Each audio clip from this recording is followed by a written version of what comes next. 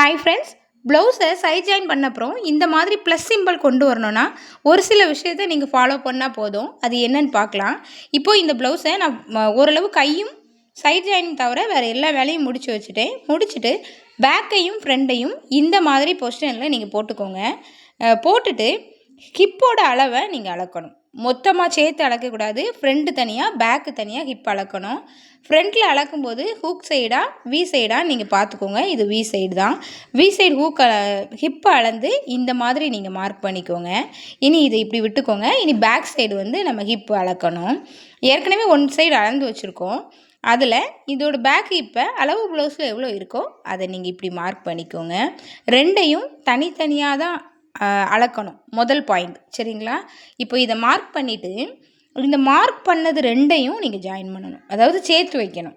பார்த்தீங்கன்னா உங்களுக்கு தெரியும், இதுலேயே உங்களுக்கு வித்தியாசம் தெரியும். நீங்கள் ரெண்டையும் சேர்த்து வைக்கிறதுக்கும் ரெண்டையும் தனியாக அளந்து வைக்கிறதுக்கும் வித்தியாசம் இருக்குது. இப்போது பேக்கையும் ஃப்ரண்ட்டையும் நம்ம இப்படி வச்சு பார்த்தோன்னா, வச்சுட்டு நீங்கள் ஷோல்டரை நான் காமிக்கிற மாதிரி பிடிங்க. இழுக்காதீங்க, அதாவது இடையில இழுக்காதீங்க.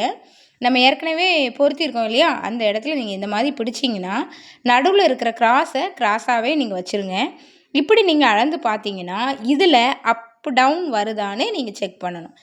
இந்த பொறுத்து ஹிப்போட ஜாயிண்ட் ரெண்டையும் வச்சுட்டு இந்த பக்கம் அப் டவுன் ஏதாச்சும் வருதான்னு பார்க்கணும். இதில் அப் டவுன் இல்லை, அதாவது மேலேயும் கீழேயுமா இல்லை. அப்படி இருந்ததுன்னா நான் காமிக்கிற பாருங்க, இந்த இடத்த நீங்கள் சமன்படுத்தி ட்ரிம் பண்ணி விட்டுக்கணும்.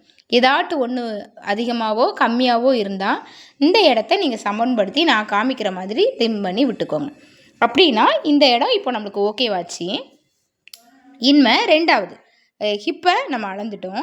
இனி நம்ம என்ன பண்ணணும் இதில் அப்படின்னு நீங்கள் பார்த்தீங்கன்னா, உயரத்தை கரெக்டாக வச்சுட்டோம் இல்லையா? இனி சைடில் இருக்கிறத அதிகமாக கட்டை நெட்டை இருந்தாலோ உள்ளே தள்ளி வெளியே தள்ளி அப்படி இருந்ததுன்னா நீங்கள் நான் காமிக்கிற மாதிரி அதையும் சைஸாக நீங்கள் ட்ரிம் பண்ணி விட்டுட்டிங்கன்னா உங்களுக்கு ஃபினிஷிங் இன்னுமே நல்லா வரும். இப்போ இதை நான் கரெக்ட் பண்ணி விட்டுட்டேன். இனி அடுத்து நம்ம கை பொருத்த போகிறோம். கையை பொருத்துறதுக்கு முன்னாடி நீங்கள் என்ன பண்ணணும்னா, நம்ம இந்த மாதிரி கையை கட் பண்ணி அந்த ஸ்டிச்சு நான் எம்மிங் பண்ணுறதுக்காக ஒரு ஸ்டிச் வச்சுருக்கேன். எம்மிங் பண்ணிவிட்டு அதை பிரித்து விட்றதுக்காக இந்த மாதிரி நீங்கள் வச்சுருக்கிறத தச்சு வச்சுருக்க கையை நீங்கள் கணக்கு பண்ணிக்கணும். அதாவது உங்களோட ஆம் பக்கம் வருது இல்லையா, அந்த அடிப்பாகம் அது அப் டவுன் இல்லாமல் இருக்கான்னு நீங்கள் கை பொருத்துறதுக்கு முன்னாடி ஒரு வாட்டி செக் பண்ணிக்கணும். எனக்கு ஒரு 1/4 இன்ச்சு போல் அதில் அப் டவுன் வருது. அதை நீங்கள் என்ன பண்ணிக்கிங்க, இந்த மாதிரி அந்த இடத்துல மட்டும் ட்ரிம் பண்ணி விட்டுக்கோங்க. அதாவது அந்த கட்டையாக இருக்கிறத இனி நம்ம ஒன்றும் பண்ண முடியாது இல்லையா, அந்த இதுக்கு ஏற்றவாறு இந்த வளர்த்தியாக இருக்கிறத நீங்கள் கட் பண்ணி விட்டுக்கோங்க. விட்டுட்டு நான் நாச்சு போட்டுக்கிறேன். ஏன்னா நாச்சு அழிஞ்சு போச்சுல்ல, அதனால் நான் நாச்சு போட்டிருக்கேன். இனி நம்ம இந்த கையை பாடியில் ஜாயின் பண்ணி விட்டுடலாம். கை பொருத்தும் போது நான் எப்படி ஒரு சின்ன ட்ரிக்கோடு தான் நான் கையை பொருத்துவேன். எப்படின்னா, ஷோல்டரோட சென்டரில் கையோட சென்டர் நாச்சை வச்சுட்டு 1 இன்ச் கரெக்டாக 1 இன்ச்சுக்கு கீழே இப்படி தைக்க ஆரம்பிப்பேன். இப்படி நீங்கள் தைச்சிங்கன்னா எப்படி சொல்கிறது, கை பக்கத்தில் அந்த ஷோல்டர் பக்கத்தில் ஒரு மாதிரி கூம்பு மாதிரி வர்றதெல்லாம் வராது. இப்படி நீங்கள் தைச்சிங்கன்னா இதுக்கு தனியாக சேனலில் வீடியோ இருக்குது. பார்க்காதவங்க கண்டிப்பாக போய் செக் பண்ணி பாருங்கள், ரொம்ப யூஸ்ஃபுல்லாக இருக்கும். இப்போது கையை நீங்கள் ஒரே அளவாக ஒரு 1/4 இன்ச்சில் நீங்கள் இதை ஸ்டிச் பண்ணி எடுத்துக்கோங்க. இதில் இன்னொரு முக்கியமான விஷயம் என்னென்னா, இந்த கை பொறுத்துறீங்கல்ல, முன்பக்கம் எவ்வளோ அளவு பொறுத்துறீங்களோ அதே அளவுக்கு தான் பின்பக்கம், அதாவது 2 பக்கமும் 1/4 இன்ச்சுனா ஒரே மாதிரி 1/4 இன்ச்சு பொருத்திட்டு வாங்க. 1/2 இன்ச்சு நீங்கள் பொருத்துனீங்கன்னா ஒரே மாதிரி நீங்கள் 1/2 இன்ச்சு நீங்கள் பொருத்திட்டு வாங்க. அப்போது தான் அந்த ப்ளஸ் மாதிரி வர்றதுல எந்த டிஸ்டர்பன்ஸும் இல்லாமல் வரும். நீங்கள் பொருத்தும் போது பேக்லேருந்து ஃப்ரண்ட்டு பொருத்தி வரும்போது இந்த மாதிரி அட்ஜஸ்ட் பண்ணி பொருத்திக்கோங்க. அப்படின்னா அந்த ரவுண்ட் ஷேப் ரொம்ப அழகாக நம்மளுக்கு கிடைக்கும். இப்போது இந்த கையை பொருத்தி முடிச்சுட்டு கைக்கு எப்போதுமே 2 அடி போட்டுக்கோங்க. பொருத்தி முடிச்சுட்டு திருப்பி பார்த்தீங்கன்னா அந்த கை அந்த ஷோல்டரில் ரொம்ப அழகாக வட்டமாக அது பொருத்தப்பட்டிருக்கும். அதுக்கு அந்த 1 இன்ச்சு நம்ம இறக்கி பொருத்தணும் இல்லையா, பொருத்த ஆரம்பித்தோம்ல, அதுதான் ரீசன். நீங்களும் ட்ரை பண்ணி பாருங்கள். இப்போது அடுத்தால 3வது பாயிண்ட்டு, நம்ம சைட் ஜாயின் பண்ணும்போது தனித்தனியாக அளந்தோம் இல்லையா, அதாவது கை தனியாக அளந்து மார்க் பண்ணோம், கீழே தனியாக பாடி தனியாக அளந்து மார்க் பண்ணோம். இனி மொத்தமாக சேர்த்து நம்ம இதை ஜாயின் பண்ண போகிறோம். அதாவது சைட் ஜாயின் பண்ண போகிறோம். சைட் ஜாயின் பண்ணுறதுக்கு ஹிப் அளவு 2 பக்கமுமே எடுத்தாச்சு. இனி என்ன பண்ண போகிறோம், கையோட ரவுண்டு இருக்கு இல்லையா, எண்ட் ரவுண்டு, அதாவது அடிப்பாங்க கையில், அந்த ரவுண்டை நம்ம மார்க் பண்ணணும். ஃபஸ்ட்டு ஹிப்பை மார்க் பண்ணி எடுத்துக்கோங்க. ஆர்ம் ரவுண்டுக்காக நீங்கள் மார்க் பண்ணும்போது ஷோல்டரை சென்டர்படுத்திக்கணும். ஷோல்டர் முன்னாடியோ இல்லை பின்னாடியோ அது நகன்றக்கூடாது.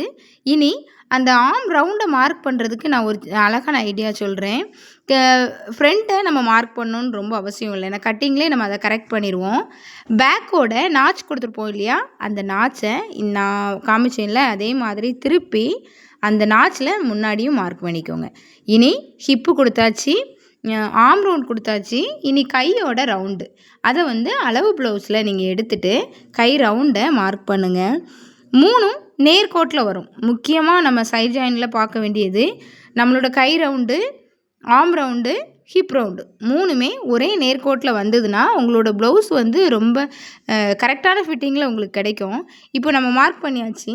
இனி அடிக்க ஆரம்பிச்சிடலாம். அடிக்கிறதுக்கு முன்னாடி நம்ம ஒரு சின்ன செக் பண்ணிக்கோங்க. அதாவது அந்த ப்ளஸ் சிம்பிள் வர்றதுக்கு வாய்ப்பு இருக்கா அப்படின்னு சொல்லிட்டு. இல்லைனா நம்ம தப்பு பண்ணியிருக்கோம், அந்த தப்பை சரி பண்ணிக்கலாம் இல்லையா. இப்போ பார்த்தா உங்களுக்கு தெரியுதா உங்களோட ப்ளஸ் எவ்வளோ அழகாக கிடச்சிருக்குன்னு. இவ்வளோ பொறுமையாக இவ்வளோ விஷயத்தை நீங்கள் கவனித்தா மட்டும்தான் ப்ளவுஸில் ஒரு அழகான லுக்கை நீங்கள் கொண்டு வர முடியும். ப்ளவுஸ் கொண்டு வந்துடலாம், ஆனால் அது அழகாக இருக்கணும்ல. அப்படின்னா நீங்கள் இதெல்லாம் கவனித்து தான் ஆகணும்.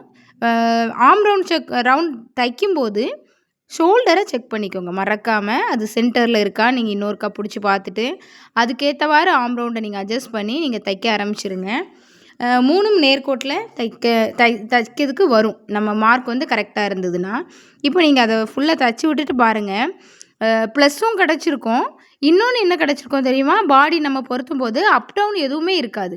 சில கிளாத் ஃப்ரண்ட் முன்னே வரும், பேக் பின்னாடி வரும், அப்படிலாம் இல்லை. கை பொறுத்துறதையும் பாருங்கள், எந்த இது அப் டவுனும் இல்லை.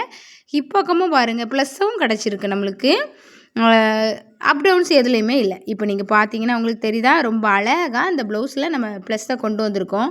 இதே டிப்ஸை நீங்களும் ஃபாலோ பண்ணி நீங்கள் இதை கொண்டு வாங்க. முதல்ல கொஞ்சம் எஃபெக்ட் போடுற மாதிரி இருக்கும். போக போக உங்களுக்கு இதுதான் மெத்தட்னு புரிஞ்சிடுச்சுன்னா உங்களை ப்ளவுஸோட ஃபினிஷிங் ரொம்ப அழகாக வரும். இனி சைட் ஜாயின் பண்ணும்போது 3 தையல் போட்டு விட்டுருங்க. விட்டுட்டு நம்ம ஒரு 1.25 இன்ச்சு எக்ஸஸாக விட்டுட்டு மீதியை நீங்கள் அழகாக ட்ரிம் பண்ணி எடுத்துருங்க. ஓவர்லாக் பண்ணுறவங்க பண்ணி போட்டுக்கோங்க. இவ்வளோதான் உங்களோட. இப்போ திருப்பி நீங்கள் நல்லாவே பாருங்கள், இந்த ப்ளவுஸு ரொம்ப அழகாக ஃபினிஷிங் கொடுத்துருக்கு. உங்கள் எல்லாருக்குமே பிடிச்சிருக்கும்னு நினைக்கிறேன். தேங்க்ஸ் ஃபார் வாட்சிங்.